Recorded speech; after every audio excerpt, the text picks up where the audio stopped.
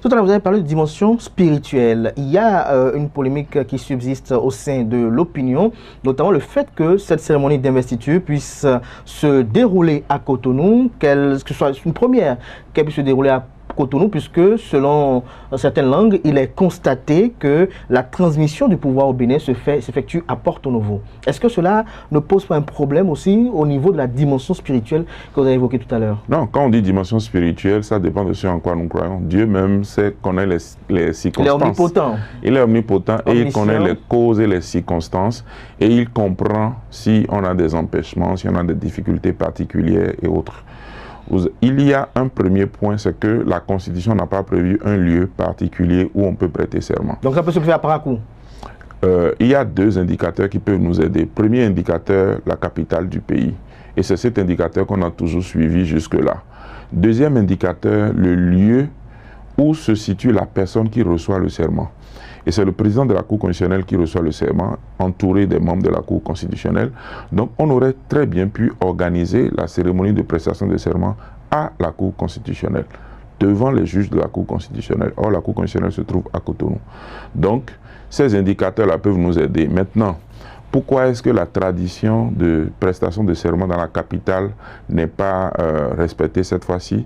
C'est bien parce que le lieu habituel qui sert à cette cérémonie est occupé par des travaux. On est en train de réfectionner, donc c'est arrivé à un moment où on ne peut pas tenir la cérémonie au lieu habituel où on peut tenir cette cérémonie. Donc on tient la cérémonie à Cotonou, où siège la Cour constitutionnelle qui reçoit le serment. Donc, il n'y a pas de péril à la demeure à ce niveau? Mais pas du tout. La Cour constitutionnelle siège à Cotonou, c'est la Cour constitutionnelle qui reçoit le serment. On aurait pu aller le faire même dans les locaux de la Cour constitutionnelle qui sont à Cotonou. Lorsqu'on vous entend, vous dites que c'est la Cour constitutionnelle qui reçoit le serment. Qu'en est-il de la présence des membres des autres institutions de la République citées dans la Constitution, telles que le Sénat, par exemple? Toute institution qui est citée dans la Constitution et qui est en fonction et en exercice ne peut pas se permettre d'être absente. Oui. Donc, la Constitution a dit que le président de la Cour constitutionnelle reçoit le serment, entouré des autres membres de la Cour constitutionnelle, devant l'Assemblée nationale, les bureaux du Sénat, de la Cour suprême, de la Cour des comptes.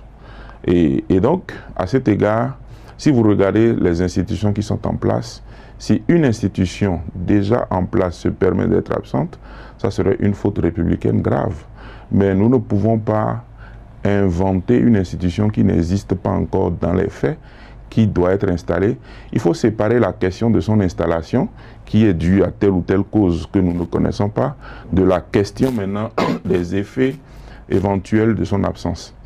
Et donc, il s'agit de savoir si une institution qui est déjà fonctionnelle, c'est, disons, donner le droit de ne pas venir à cette cérémonie. Or, tous les Béninois savent que le Sénat, qui est prévu par la Constitution, la révision de la Constitution de décembre 2025, pour des raisons qui sont propres à ceux qui ont organisé le Sénat, n'est pas encore installé.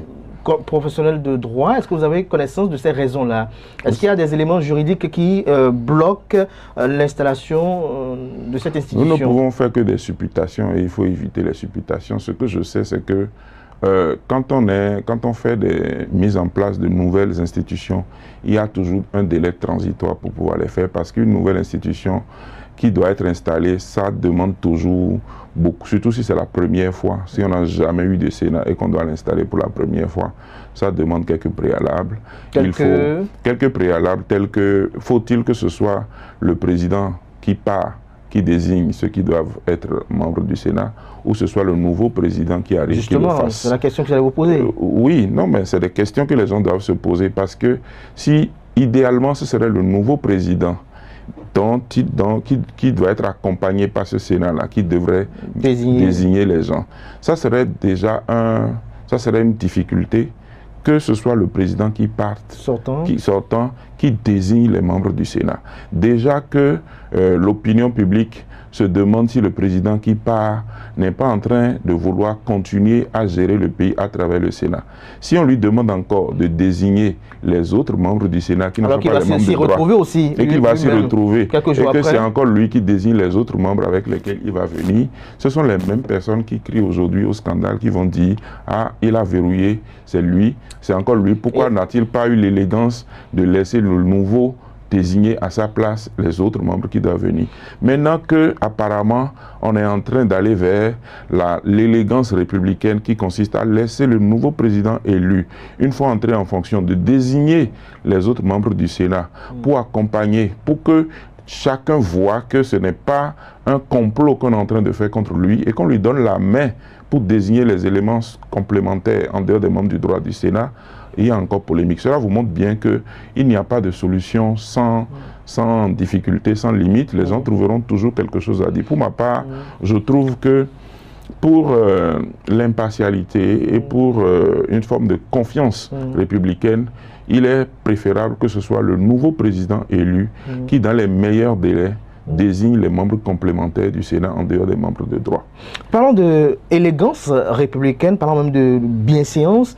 N'est-il pas bienséant que ces membres du Sénat-là soient présents à la cérémonie d'investiture lorsqu'on regarde un peu le rôle que ce Sénat aura à jouer désormais en République du Bénin? Est-ce que ce n'est pas en raison de cette inquiétude, de ces interrogations-là, que ceux qui s'attachent mordicus à ce que le Sénat soit installé avant l'investiture opinent? Je vous ai dit qu'on ne peut pas tout avoir et qu'aucune solution n'est parfaite. Donc si vous voulez mettre à l'aise le nouveau président élu pour qu'il puisse désigner les membres complémentaires du Sénat, les membres de droit du Sénat qui se connaissent seront certainement à la cérémonie d'investiture, mais pas déjà dans la qualité, dans la peau de sénateur, mais en tant qu'ancien président de la République, ancien président de l'Assemblée nationale, ancien président de la Cour constitutionnelle.